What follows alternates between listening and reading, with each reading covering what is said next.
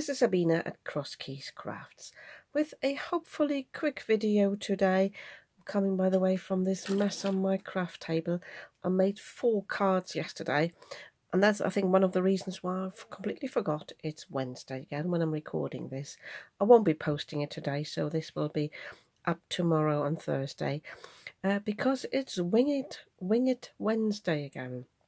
This is a little challenge from Jenny's Crafty Corner, and she says just use something that you haven't used before and give it a try. So I delved into my basket of Crafters Companion products that I bought for £1 each last year, and there are many I haven't used yet.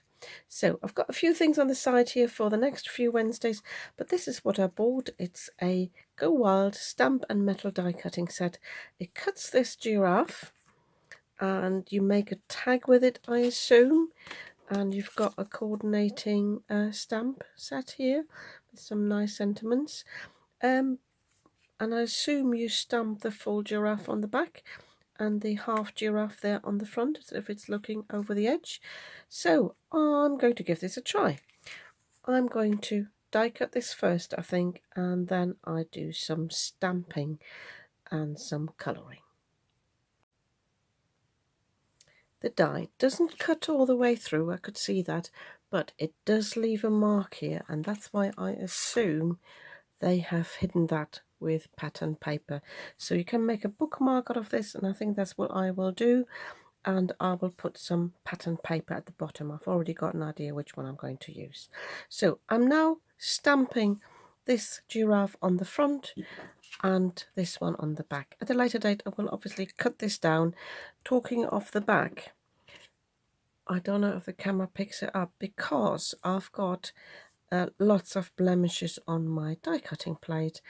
I actually have them here, so I'm contemplating whether I want to cut this again because I think it's symmetrical, and then stick on the back. I think I might do that. I've got another scrap piece the same size, so I will not stamp right on the back. I will just create another piece.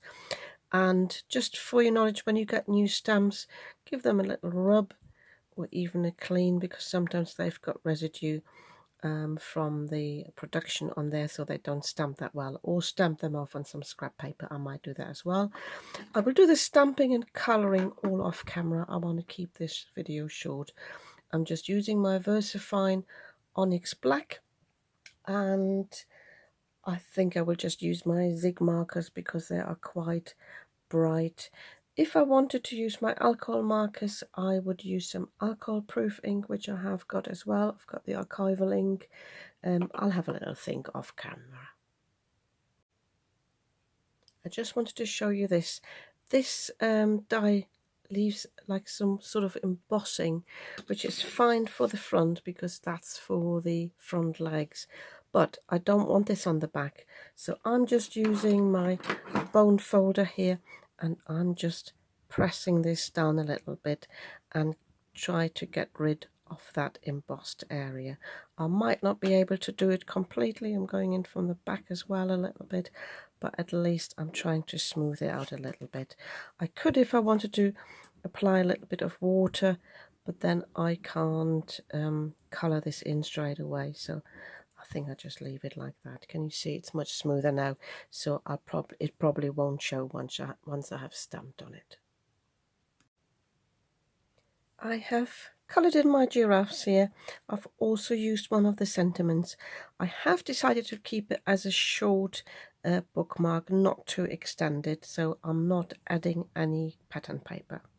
But what I have decided is, because I coloured this in with my Zig markers and they are water reactive, I didn't think it made that much sense to use that for a book because it can easily, get damp and basically the colours can leak.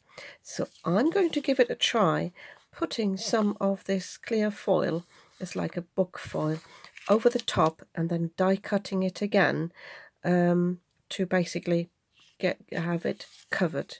So I'm not quite sure which way would be the best thing to do, but I think putting the foil on first and then putting the die on it again, and the bottom obviously I have to just cut that off and then maybe use my corner rounder. So making sure everything's covered nicely, ideally no cat hairs. So I'm doing that with that again, and as I said, I'm then trying to align the die. I was hoping it would slot in a little bit. I'll have to give that a go, and then once I've cut both pieces I can stick them together. So I can't slot that in really, so what I'm doing is I'm cutting here just with my scissors along here, and then hopefully it'll be easier to align the whole die because I've already got the edges here, so I can cut those off. So ideally, if you want to put foil on, do the stamping first, then put the foil on, and then do the die cutting last, so that you don't end up with any funny edges. I can also see if I can align the hole there at the top. I give it a try. Here's my finished bookmark. So I was struggling a little bit to cut through the foil. I did add a little extra shim of cardstock, so that's a little tip, but I had to go in with my scissors to cut round the ears there. When I glued it together, I only glued down the head and the top here of this, basically the shoulders, because my idea was that the recipient can sit this on top of the page rather than putting it all the way in.